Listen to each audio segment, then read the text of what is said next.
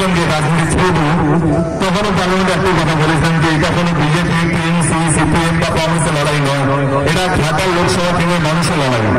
কেসটা অনেকগুলো অঞ্চল বেশি বৃষ্টি হলে বন্যায় ডুবে থাকে, সেই জন্য ঘাটাল মাস্ট শুধু ঘাটাল পাওয়ার ওইদিকে নাচপুর, বেগরা বা পিঙ্গা সাবনের সমস্যা নয়, এটা কেসপুরে অনেকটা সমস্যা। আমি খুশি রাজ্য সরকার যদি আমাদের মাননীয় মুখ্যমন্ত্রী তিনি হ্যাঁ বলেছেন এবং ইতিমধ্যে 153 কোটি টাকা first phase of Ghatal master প্ল্যানের স্যাংশন হয়ে গেছে। এটি বলবো যে সরকাররা আমরা সবাই মিলে দেখেছিলাম যে ঘাটাল লোকসভা থেকে কিভাবে ভালো রাখা যায়, শান্তিতে রাখা যায়, সেইটা আমি চেষ্টা করেছি।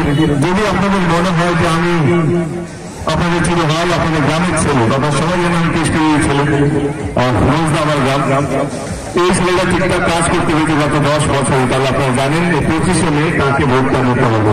আমি আমার মধ্যে আপনাদের ভোট চাইতে আসেনি, আমি নিশ্চয় সময় আপনাদের আশীর্বাদ চাইতে, আপনাদের ভালোবাসা নিতে এবং আপনাদের দোয়া চাইতে। কারণ আপনাদের ভালোবাসা, আশীর্বাদ, দোয়া থাকলে শুধু নির্বাচন নয়, জীবনে যে কোনো সমস্যার চোখ বন্ধ করে আমি বেরিয়ে যেতে পারবো যদি আপনারা আমার সামনে বলেন। ভালো থাকবেন। আমি জানি আপনারা অনেকক্ষণ ধরে দাঁড়িয়ে আছেন।